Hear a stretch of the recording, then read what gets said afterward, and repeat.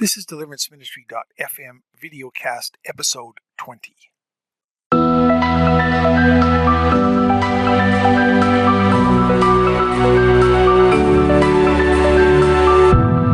Hello again, everyone, and welcome to another episode of deliverance.ministry.fm, where we give you proven insights about the demonic realm and deliverance ministry so you can wage spiritual warfare more effectively. This is Dr. Don Ibbotson, and I'm here with my co-host, Dr. Phyllis Tarbox, and today we're going to explore the topic of anger. And we're going to look at it from a couple of different perspectives so you can determine if you might need counseling for anger or if you need something more than that. So with that topic, we probably should begin by saying that we get a lot of people coming into the center, don't we, Phyllis? Oh, yeah. Who are, you ask, what are the issues and things in their life that are giving them problems? Anger is a big one, wouldn't you say? I think anger is a lot behind almost everything because it fuels up a lot of things. Absolutely.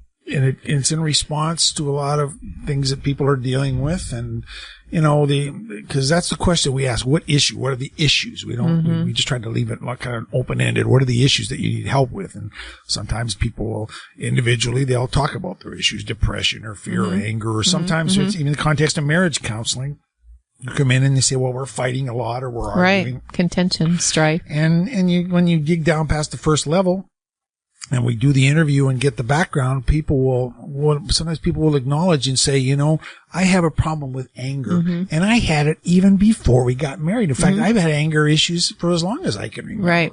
And so those are important. Those are important keywords for us because some people have the mindset, well, gosh, you know, if I just had a new job or a new wife or moved somewhere, you know, or a new husband, then the anger would go. But no, many times it's not. And, you know, we want to understand this whole thing about the emotion of anger. You know, it is an anger and it is one of our emotions. And, you know, in our podcasts that we've done, we talk about,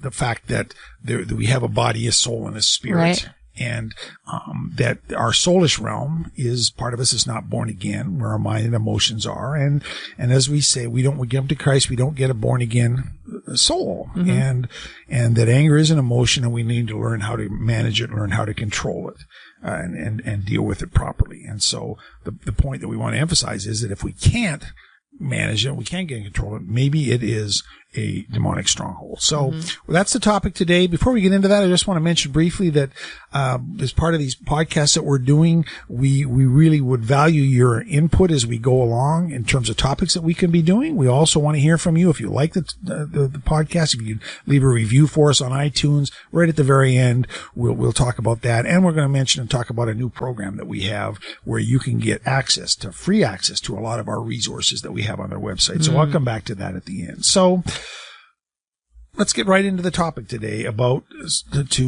what we call soulish anger or demonic anger. How can you tell, and what do I need to do? And so, I mean, let's start out very basically with a question, Phyllis. Is anger, what does the scripture say? Is anger a sin? Is it a sin to get angry? No, anger is not a sin unless you cross over into it. You know, it says anger can be something that comes in at you because of a broken boundary. It's a warning signal. Something's wrong. Something rises up in you, because I have a lot of people who say, was that wrong that I felt anger? No. Like if your boundaries have been stepped on and you sense that anger, that's a warning signal. It's something for you to say, okay, now I need to put down a firm boundary with this.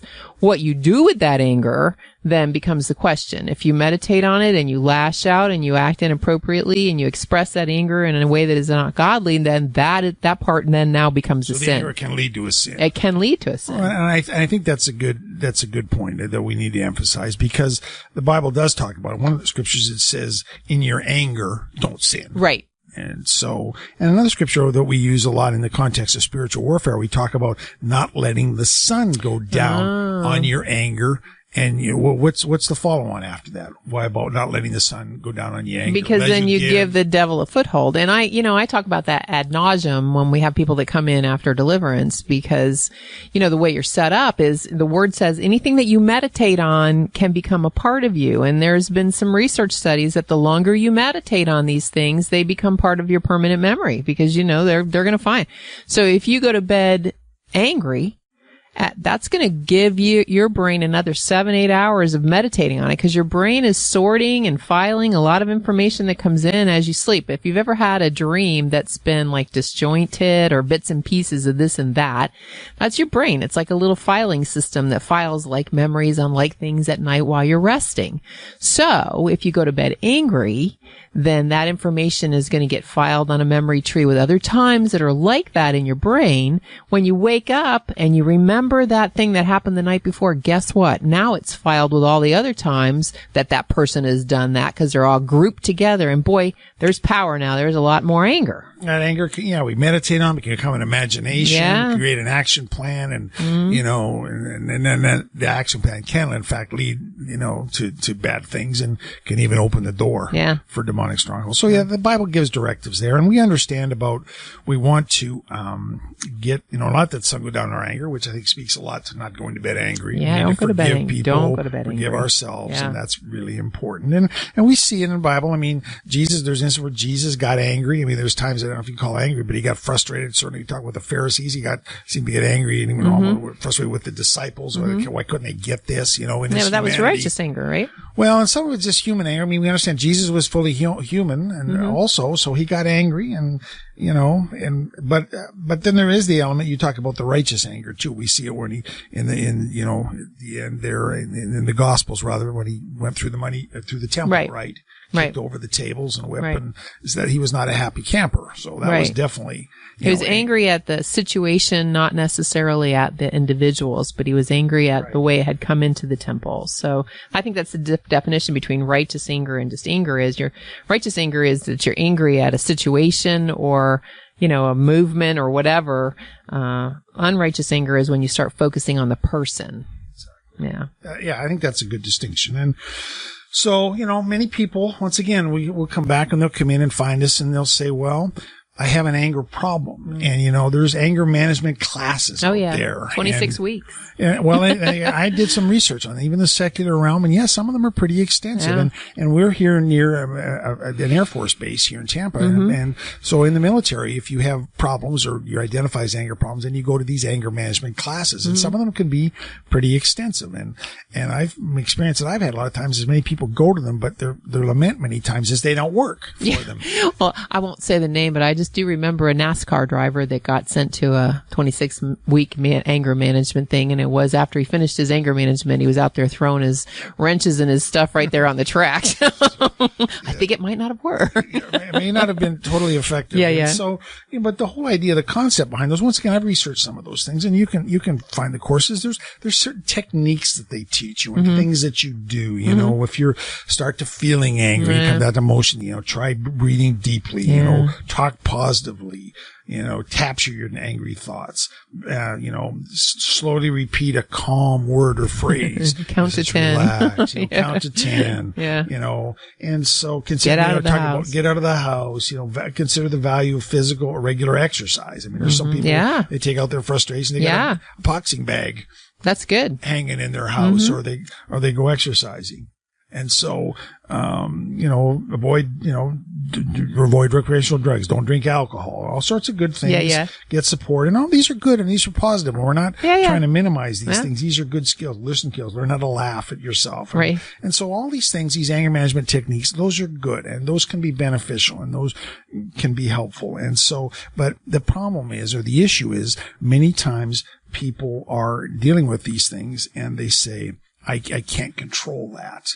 And it's like, and that's where the point where you say, okay, I really need to get some help here. And so that we've covered on those. If it's not working, if you've tried everything, then I think what we want to encourage you is to be open to the notion that maybe you have a demonic stronghold at work in your life. And so once again, if this is the first time you've heard us or haven't heard a lot of our teachings, maybe Phyllis, for somebody who's new, just explain really what is a demonic stronghold in a person's life in general. It's a pattern or a pattern of thinking where, something triggers it and it just, and you can't get the victory over it. You can try to take the thoughts captive, but this thing is driving you from the inside and it's an area of your soul that refuses to submit to the ruling authority of Jesus Christ. So by saying that, I mean that if you are moving in anger, then chances are you're not submitting to the ruling authority of love. If you're moving in impatience, then you're not submitting to the fruit of patience. So it's oppositional to what God would have you walking in. And I think, right, it's like, and the word demonic and stronghold, you put them together, it means, because the word stronghold has a lot of connotations, you know, that's used in scripture. And I think just to be clear, crystal clear, that we teach is that behind this demonic stronghold can be a demon spirit. Yeah, it can be a spirit. And the spirit is resident in our soulish realm. And that's the important distinction. You know, we talk about, once again, we don't, go over all this again here, but demon spirits exist outside of us. We need to resist them. We need to discern them. But deliverance is the driving out of demons. Yes. And people can have, for instance, a demon or a spirit of anger indwelling us in our soulish realm. And if that's there, that spirit, then that's why some of these techniques and all these other things won't work, and praying, or, and people sometimes, fasting, some people, I've heard people say, well, that type only comes out with prayer and fasting. Well, my answer to that is say, look at that scripture in context.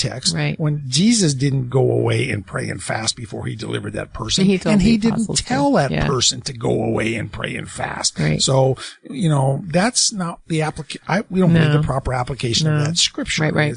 That whatever else it means. So deliverance, though, is the driving out, and we need to get that spirit out. So the indicators are that if the things aren't working, you can't get the victory. You've read books, you've talked to the pastor, you've had counsel. Many times for a lot of people trying to calm down, they take medications. Right. And that's the best, a lot of times in the secular world, that's what the avenue that people hold to. And they go to a mental health professional. Many times if that person is a psychiatrist, they will end up writing them a prescription. Right. And so those are indicators for us that there are demonic strongholds. And so we've seen those. We've seen people come in here within the realm of demonic strongholds, haven't we, Phyllis? Yes. And a lot of times they'll be very quick to tell you that it's not them. It's something that's in them. And so that's when you know that there's a demon behind it, like Don had just said. So they can recognize that something is driving them from the inside, and that they know that that is a demonic activity that they have no authority over. So. Well, and those are good words, and we hear that. That's a clue for us when we're listening. The first session we have is an interview. People will use the words and say, it's not me, it's something in me. Yeah. And once again, they won't have the words for it, but when we introduce the concept, well, maybe it's a demonic spirit in you, then sometimes that brings people some sense of peace and understanding because they have hope for the first time. Right. Yeah. They do get hope when you start to explain it to them. They get excited because they've not understood with what they're fighting. Like we talked about that. They felt like they're fighting with the air oftentimes, Now this is giving them something to take aim at. Exactly. And we talk about there's open doors for demonic strongholds in a person's life. I remember I dealt with had a couple one time came in for marriage counseling. I think each of them had been married before. They'd been married at least, I believe the husband maybe 3 times. Their marriage was in trouble because of anger, and he had an anger issue there, and it would manifest at different times in his life. Very laid back. But in terms of the interview that I had with him, getting his family history and his background, even when we went through deliverance, there was a major manifestation of that spirit of anger when we called it out. And it turns out, part of the remembrance, and it really only happened during the deliverance, he remembered his times as a child with a father he had who was abusive towards him at different times. And when he misbehaved, his father would lock him in an ice cooler. Oh my. For hours at a time. Oh my gosh. And I think it was something he'd buried away. He hadn't reflected on it much, but that would believe that trauma in his life was an open door, among other things, for that anger to be resident in him. And the Lord dealt with that spirit came out, and it was transformational for him. But that, because that spirit had been there for a long time. It was manifesting in his life and his relationships.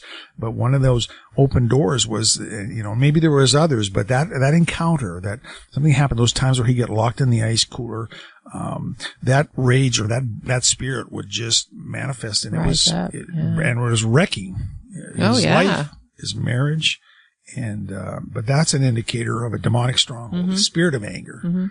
that was at work in his life. And we've seen that at different times in people's lives where when they can't get the victory, it's because of the spirit there, and it got there some way, somehow. Yeah. And I've got kids that, well, not kids, but people that have come in where I'll ask them when they're dealing with that spirit of anger, what was the moment in your childhood where you said, I will not be a victim to someone else's anger?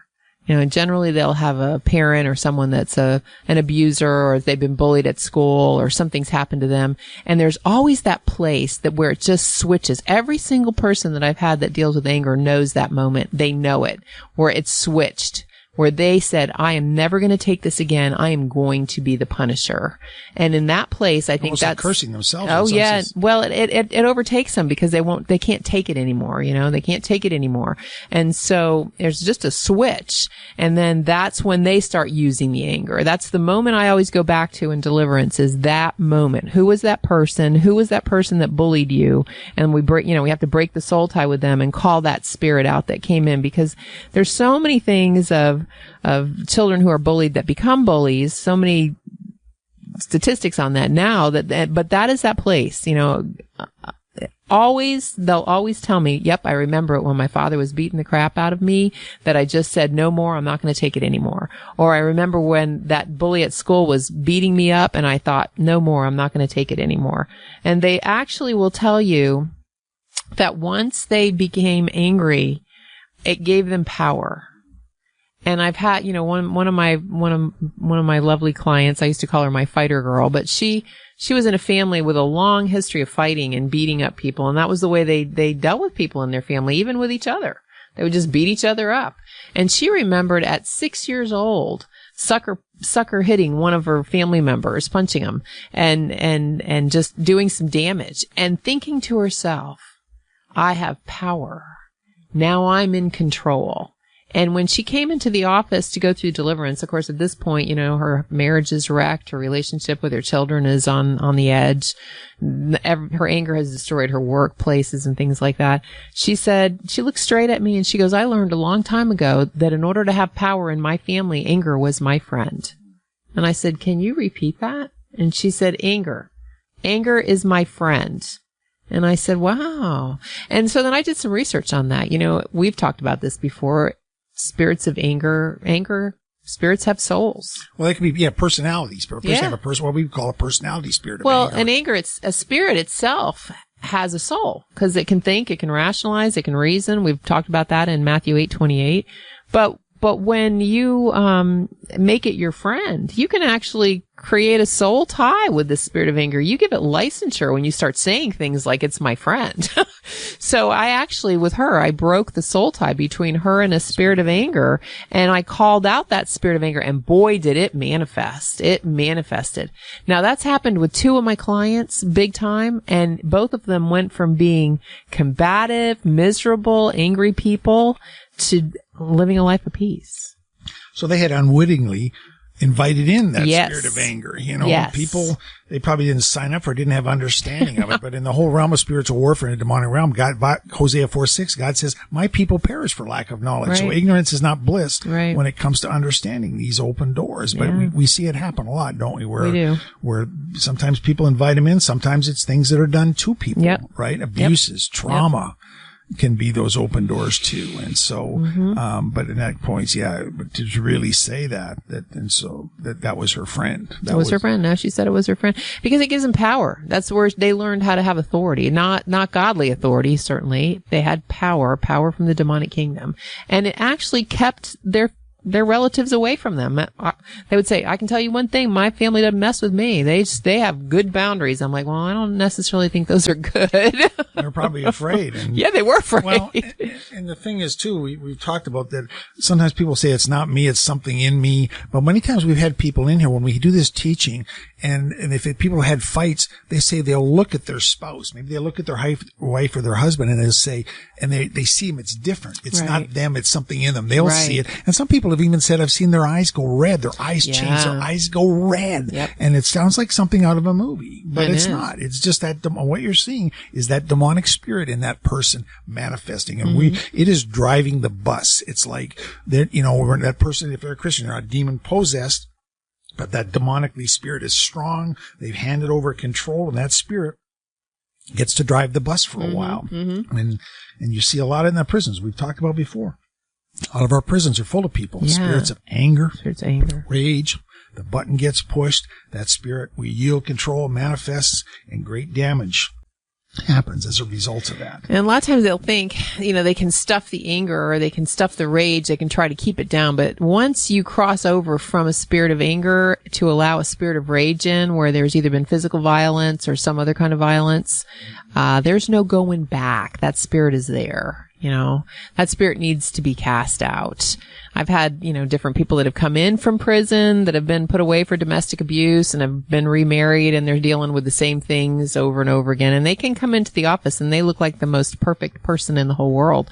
But underneath that is that rage and that anger. It doesn't take a lot to get rid of it. And they'll say that they were model prisoners, and because they weren't going to be fighting in prison. But once they got out and they got back into relationships, usually with, either men or women, then that thing would start to stretch back out again and get bigger and start getting angry and move back into its usual pattern of rage. So it can't be kept down necessarily. It needs to be cast out. Well, right. And we haven't even addressed it in the context of this much, but people's different temperaments handle anger differently. Yeah. There's certain temperament types, maybe the choleric type or the sanguine type temperaments. They get angry, they will explode, and you'll see it. The anger comes out. But other temperament types, the melancholy types or the supine types, they get angry. It doesn't, like you say, you don't see it. It goes inside. Yeah, they call it hurt.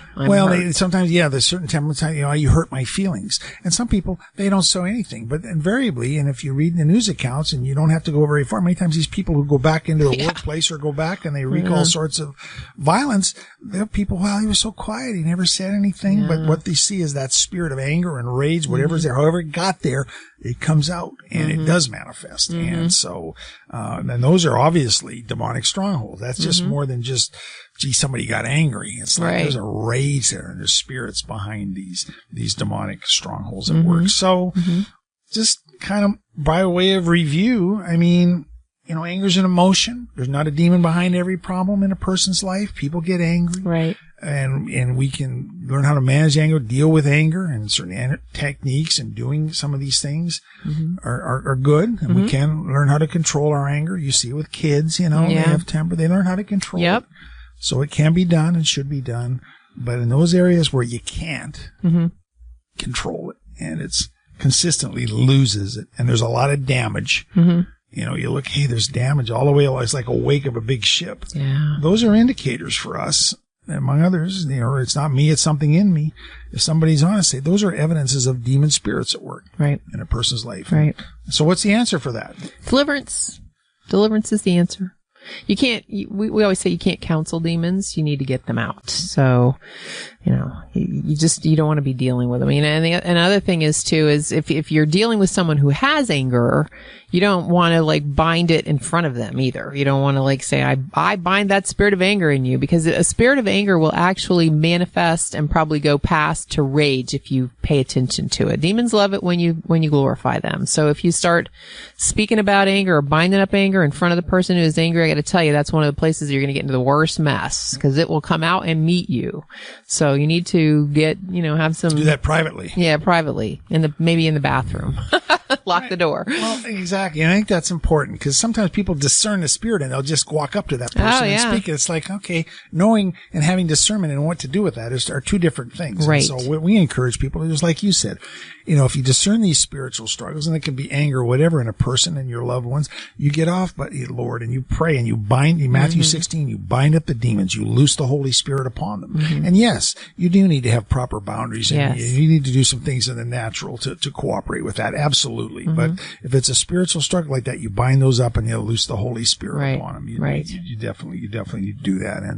And so that's important that people understand that that's a proper way how to handle that. And so, Phyllis, any final thoughts or anything that you'll want to share with people? Well, I think if they know where their anger came in, we've talked about this several times about breaking the ungodly soul ties with a lot of the people that they first were angry at, or that place where they remember where it's switched for them. I would break the emotional and godly soul ties. They could be people that they love. And if you don't understand soul ties, go back and check out some of our forgive them podcasts. Too. Forgive them. Drop judgment against them. Break that soul tie. Pray a blessing for that other person. That's all important, you know. And don't use anger as your God-given self-defense mechanism. I mean, it is not. It's not what protects you from being abused.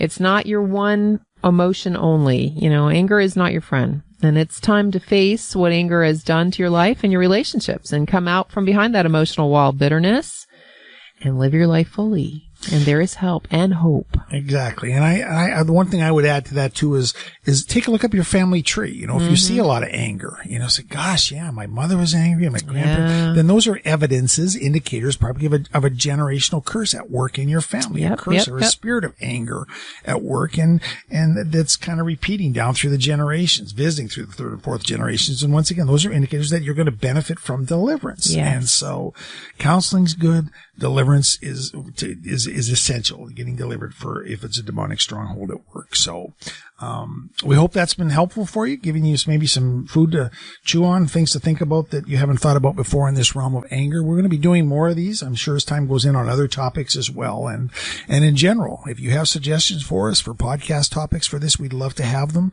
Hear from you. You can get on our website at anbcounseling.com and look under Deliverance Ministry at the deliveranceministry.fm page. That's the name of this podcast. You can contact us. We would love to hear from you for suggestions. If you would there as well, there's a link where you can leave a review for us on iTunes, because, you know, ratings and reviews is really the fuel that fans the flame as far as getting found out there. And we love to get this out there for more folks. So if you would leave a review for us, a good review, positive review, that would be helpful. And in our gratitude, we will get you a copy of our free Deliverance Ministry Plain and Simple e-manual. It's you can download it. We sell it at our online store for $19. But if you will do that for us, we verify the review, we'll get you a link so you can have that for free. We would appreciate that. And one final note is, we have Above and Beyond Christian Counseling and Above and Beyond Counseling Academy, two different websites. The Academy deals on the educational side of things. We've opened up a new resource there, a free resource, a members area that you would need to log in and create a membership to get access to all our podcasts like these, the articles, slide shares, blog articles. And we would, you sign up for that. You'll get our emails when we release new content. And so that's a brand new thing that we've come up with. Of course, we have our Christian counseling degree programs there and deliverance ministry training programs that we have available for you if you're interested in those things to really learn more. But we have this free, members only website is all the resources in one place. Nice. And so visit that, sign up for that. Makes it easy. We're trying to get it all in one place for you. So once again, hope that's been beneficial for you. We enjoy doing these, and stay tuned.